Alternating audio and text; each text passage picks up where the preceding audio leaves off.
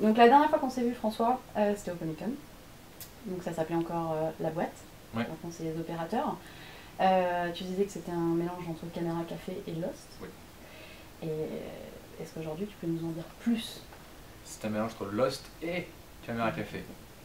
À l'ordre à une... Ouais, maintenant, on va peut-être changer d'avis encore une fois. Ouais. Il faut que ce soit validé et tout, je sais pas.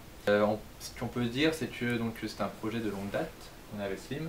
Depuis quelques années, on voulait vraiment le faire. 2006, 2007. Ouais, à partir du moment où tu as commencé à travailler dans des bureaux Ouais. et à me sortir des expressions que je comprenais pas. Oui, parce que quand j'ai commencé à bosser dans des bureaux, j'ai eu l'impression d'apprendre une troisième ou une quatrième langue. Je ne comprends pas, mais les gens ont l'air de se comprendre.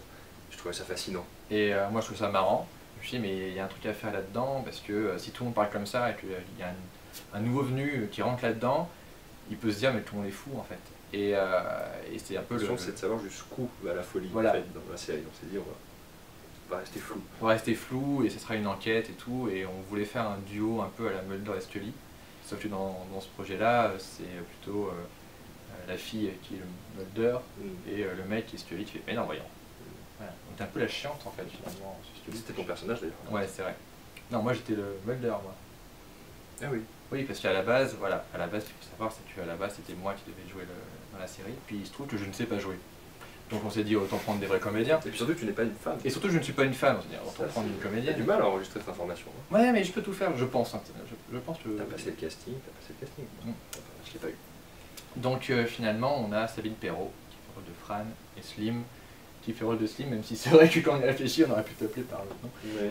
Il y a des gens qui pensent que c'est la suite de Scrat TV. Hein. Oui, j'ai vu ça. Ouais. Parce qu'on a fait une autre série dans laquelle on jouait plus ou moins nos personnages, Slim faisait Slim, et tout le monde disait, oh mon dieu, c'est la suite de Scrat TV. Mais on pourrait dire c'est la suite de Scrat TV. Ton personnage, Oui, après avoir fait de la télé, il a fait ça. C'est vrai. Il suffirait de faire un petit truc pour accrocher les wagons. Et puis voilà. Pourquoi- En pourquoi fait, c'est avoir pas une nouvelle gardé- série, c'est une ancienne série. Pourquoi avoir gardé le prénom Slim alors par paresse Bah, déjà, si tu remarques bien, entre François et Fran, au niveau du changement, là on était vraiment en déj en déj d'énergie à ce moment-là. Donc non, parce que c'était écrit partout, et on s'est dit, oh là, ça fait beaucoup de trucs à remplacer, donc on l'a gardé. En fait, j'ai trouvé une touche. Ouais, comme j'ai. Pour remplacer Ouais, tous les... ouais. Et bah pour la saison 2. Voilà. D'accord. Donc c'est une fin ouverte pour éventuellement une saison 2 alors. Alors ça a été tout un problème parce que donc à la base on avait fait une formule, un format non feuilletonnant et où il n'aurait pas eu, enfin, il ne devait pas avoir de résolution. Dans chaque épisode, il y avait des absurdités dans le monde de la boîte, Voilà. qui concernaient des trucs aussi anecdotiques que Les sandwichs, machine le à café. café, voilà. Et on déclinait tout l'univers de la boîte comme ça, mais sans aller nulle part. Et le premier truc que nous a demandé France Télévisions, que nous ont dit on veut le faire, c'est d'accord mais feuilletonnant. Et ça c'était vachement cool parce que déjà c'est rare de faire un format court feuilletonnant. Et en plus sur internet, voilà quoi, c'est un truc d'habitude quand les choses sont. Enfin, on était un peu les seuls à faire ça quoi, avec les séries de No Life un peu, où même si c'est un format court, on prend ça comme étant une vraie série avec une vraie mythologie et tout, et des vrais développements. Donc on a dû faire évoluer la série et faire en sorte que l'intrigue avance et se conclue, on verra comment, pour qu'il y ait quand même une sorte de finalité un peu satisfaisante quand même. Mais je vais arrêter là. Oui, moi j'évite de parler parce que arrête-toi, vite. D'accord, donc la référence à Lost, c'est pour le côté feuilletonnant et le côté, enfin les mystères autour de cette boîte. Le côté caméra café, c'est juste pour le décor, c'était pour situer. C'est pour le côté de la vie de bureau. En fait, ouais, ils ont des problèmes un peu, entre guillemets, de la vie de tous les jours, de merde. Donc voilà, il y a un épisode, c'est la machine à café, mais il y a tout un mystère là-dessus. Donc l'idée, c'était de prendre des aspects de la vie de bureau et d'en faire des mystères, comme s'ils avaient trouvé, dans Lost, ils trouvent des trappes avec... voilà. Mais dans la forme, c'est pas caméra café. C'est vraiment plus dans la thématique. Voilà. Donc est-ce qu'il faut s'attendre à ce qu'il y ait une trappe dans le sol du bureau ou pas, ou un ours polaire derrière une porte? On n'a pas eu le On a dû budget. changer la trappe en autre chose. Voilà, on n'a pas d'ours polaire, on a François Rollin. C'est déjà pas mal. Ok, bah justement, les guests, est-ce que vous pouvez m'en parler un petit peu? Pourquoi eux qui est là d'abord? En fait, il n'y a pas vraiment beaucoup de guests, il y en a, dans le sens où il n'y en a qu'un, c'est François Rollin, puisqu'il a un rôle assez court. Après, on a des vrais rôles joués par, donc on a Davy salarié avec qui j'avais fait le Golden Show. Donc ça c'était plutôt cool de l'avoir parce que c'est très facile avec lui de tourner, quoi. Il joue tellement juste la loose. C'est impressionnant et ça rassure dans le sens où je me dis on a un esprit web quand même. Mais face à ça, on a aussi Sandra Lou qui vient de la télé, avec qui j'avais justement tourné aussi dans le Golden Show, qui m'avait un peu été une révélation. Je me suis dit mais en fait elle joue vachement bien, c'est hallucinant, on l'utilise pas assez. On a donc Sabine Perrault, qui vient plutôt elle de la télé aussi. On a Nicolas Bernot, donc, qui avait fait tourner toi. Ouais, que moi je connais via le web, puisque en fait dans mon autre vie dans les bureaux, où je suis aussi réalisateur quand même, chez Brainsonic, qui est une société qui fait de la vidéo sur internet pour les entreprises, on a aussi fait de la web série. Et dans une de ces web séries qui s'appelle 42e étage, qui se passe dans un ascenseur, il y a un commercial complètement barré, et c'était Nicolas Bernot qui avait eu le rôle. Et c'est là que j'ai rencontré ce type-là, et je me suis dit, il est fou, il nous faut. Et il m'a dit, j'ai rencontré un mec, il est fou et tout. J'ai regardé, mais grave et tout. Il est fou, il est vraiment fou, mais il joue bien. Oh, bon, donc on l'a pris. Et on est aussi dans un petit rôle, je suis content. On a réussi à caser quelqu'un que j'aime bien, Frédéric Osten, qui vient de la Flanders Company, donc, qui est une série à la base donc, amateur. Mais j'ai toujours trouvé très bon. Un peu nos parrains sur le web. Voilà, grâce à qui on a fait nos premiers pas sur la chaîne No Life et tout, qui nous a permis de faire développer le Visiteur du Futur. Donc, au final, c'est cool d'avoir Frédéric parce que, pareil, c'était pas. Voilà, c'est aberrant de se dire qu'il y a tous ces gens-là, de tous ces milieux, dans un projet à la fois internet produit par France Télévisions. C'est assez hallucinant, quoi. Et justement, parce que votre projet il a été sélectionné parmi d'autres, est-ce que vous avez le sentiment que votre notoriété sur le web a pu... c'était un peu un contrat de confiance. Alors, à la base, on savait pas ça. À la base, on pensait que c'était le concept que les gens avaient aimé, et la prod aussi. Ouais, c'est assez récent en fait qu'on ait une sorte d'aura d'expert de la web série. Voilà, et avant, en fait, c'était plutôt l'inverse. C'était plutôt vous faites des vidéos sur le web, ça va pas vous aider. Et là, en fait, on nous a dit très clairement, ça a été hallucinant, on a dit, mais de toute façon, vous avez fait le Visiteur du Futur, donc vous savez. On a fait, ah mais ça compte. Tant mieux alors. On nous a même dit, on est content que ce soit vous. Nous. Donc ça c'est un peu une première dans le sens où toute notre expérience web qui finalement quand même était maintenant c'est produit le Visiteur du Futur quand même et tout, et c'est quand même crédible, quoi. Donc c'est reconnu comme une vraie expérience. Voilà. Comme un produit à part entière, pas un sous-produit. Voilà, donc ça c'est plutôt bien, puis dans le sens où même maintenant, enfin voilà, là on fait une web série, je sais pas combien de techniciens et d'équipes là, plus de 80 personnes. 80, je pense. Enfin, au final, la frontière, ça c'est un truc que je suis content parce que depuis longtemps j'en parlais, je me disais mais dans ma tête je me suis jamais dit je fais du web par opposition à je fais de la télé. Pour moi je faisais des séries. Il se trouve que c'est sur internet, il se trouve que le format c'est ça, mais bon voilà, ça c'est juste des contraintes et format de diffusion. Donc là, les moyens de production sont les mêmes qu'une série télé. On réapprend à bosser avec ces moyens-là parce que quand on a fait le BTS, on avait beaucoup de matos. Donc en sortie de BTS, on fait tout de suite un court-métrage avec tout le matos qu'on va louer à droite à gauche. On met un an à le finir. Voilà, pour faire un truc qui ressemble à du cinéma. Puis au bout d'un an et demi, on a fait 6 minutes. On fait bon, on va se calmer. Ouais, et du coup, on part sur la web série en se disant on va mettre un petit peu là sur notre envie de technicien. On va faire moins plaisir sur la lumière, sur le cadre, mais on va filmer plus vite. Plus de contenu toutes les semaines, où on va faire un court-métrage toutes les semaines, tous les mois. Donc c'est d'où est venu French Nerd en fait. L'idée c'était de se forcer à faire des formats courts mais très différents, que ce soit des trucs d'impro, comme des trucs d'animation, et au bout d'un moment il y a eu le Visiteur du Futur. Puis en gardant l'idée de faire un truc quali, mais de manière astucieuse et légère, pas en sortant l'armée mexicaine à chaque fois. Et là on se retrouve à faire la même chose, mais avec les moyens pour lesquels on avait été formé à la base. Voilà. Donc on réapprend à travailler avec du matos, mais toujours sur un rythme super soutenu. Et en fait on va faire et on revient à notre point de départ. Merde, qu'est-ce qu'on a fait? Je sais pas. Désolé. Et tu disais justement que la frontière finalement entre web série et série télé était ténue, en tout cas pour vous. Est-ce que vous envisageriez de porter les opérateurs sur le petit écran sur la télé par exemple? Ça c'est pas à nous d'en décider.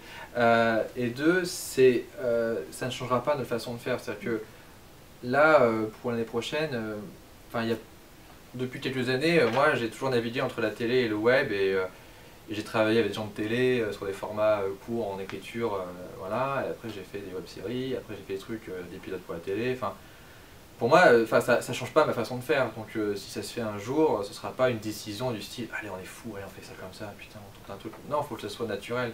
Il faut pas que ça nous change nos habitudes. Donc oui, pourquoi pas faire de la télé, pourquoi pas faire du cinéma, pourquoi pas faire de la radio.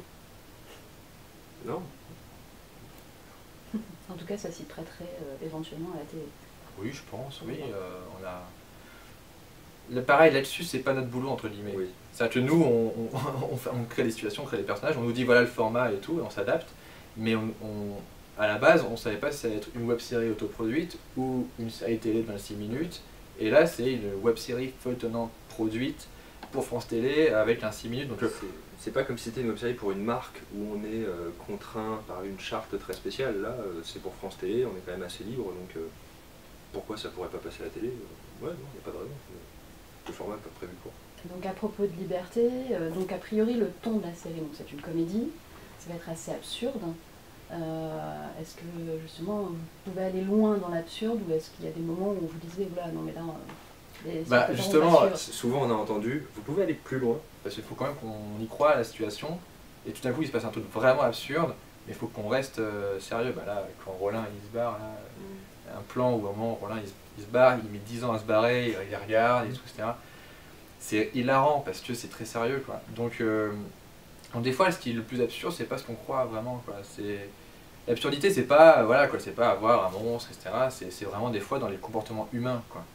Et on a un personnage qui s'appelle Charles qui est peut-être le personnage le plus absurde qu'on ait, puisque toutes ses réactions ne sont pas on va dire humaines standards quoi. Il est tout le temps dans l'excès et en réaction il faut être normal quoi. Donc c'est là où c'est plus intéressant pour nous quoi. L'idée c'est pas de faire de l'absurde complètement surréaliste avec voilà, des poissons volants et tout, c'est vraiment dans les interactions quoi.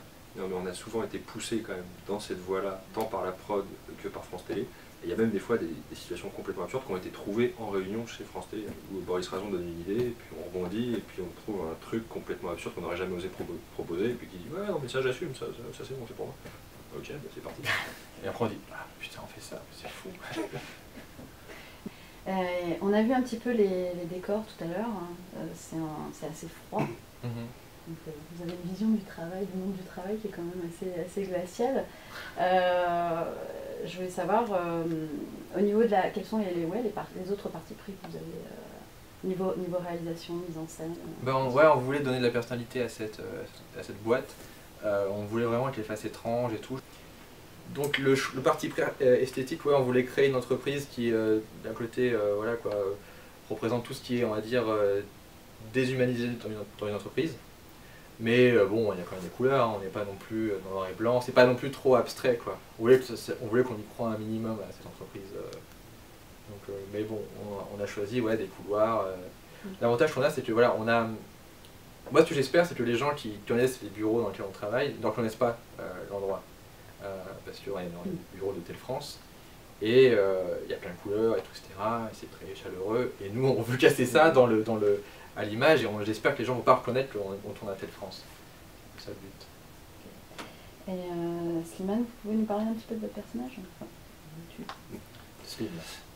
Slimane joue Slim. Alors oui, le personnage de Slim, c'est le jeune loup, mais pas trop méchant, mais quand même un peu carriériste. C'est son premier job, il arrive dans une boîte. Et en fait, c'est par son regard qu'on va découvrir toute la boîte et qu'on va naviguer entre est-ce que c'est normal parce que c'est mon premier job et c'est une grande boîte et en fait il se passe des trucs que je comprends pas mais c'est normal parce que j'ai jamais travaillé et puis j'ai envie de bien faire, non en fait là ça va pas, là c'est louche. Donc lui il veut bien faire, il pense d'abord à sa carrière avant tout.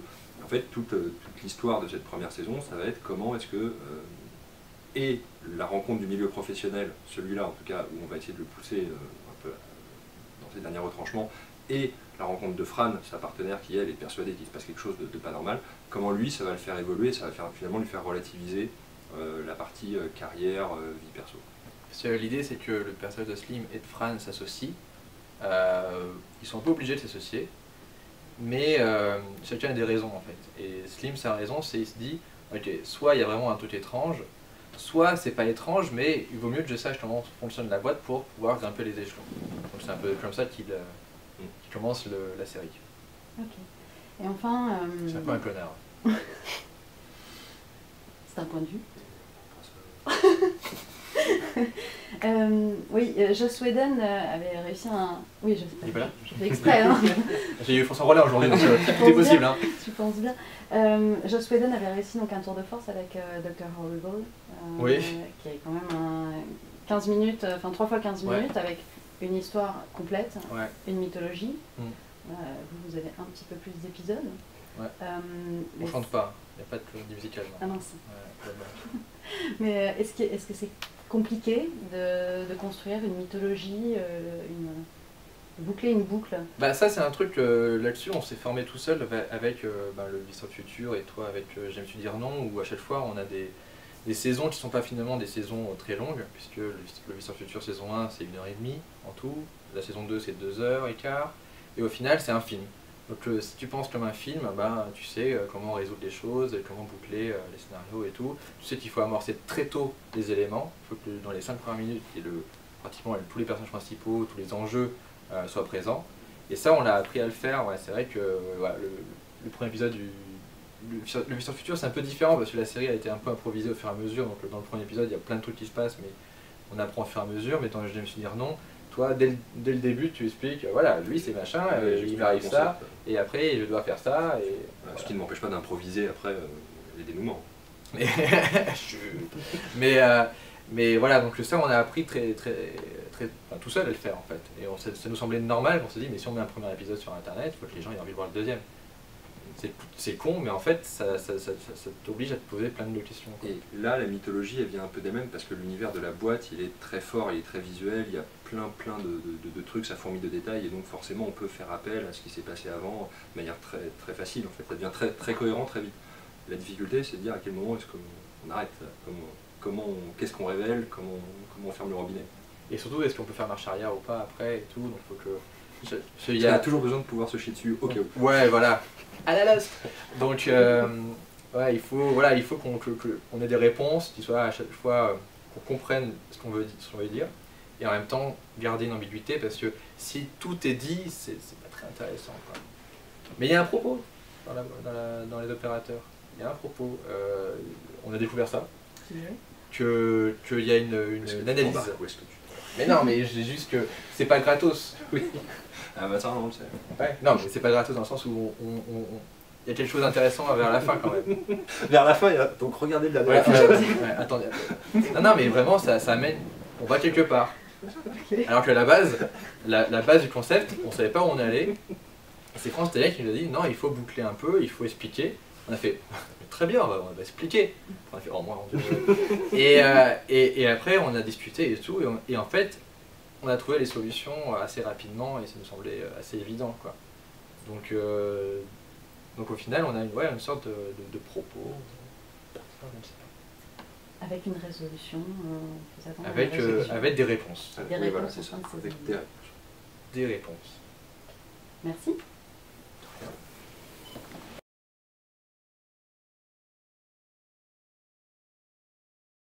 Non, reprends cette question depuis le début.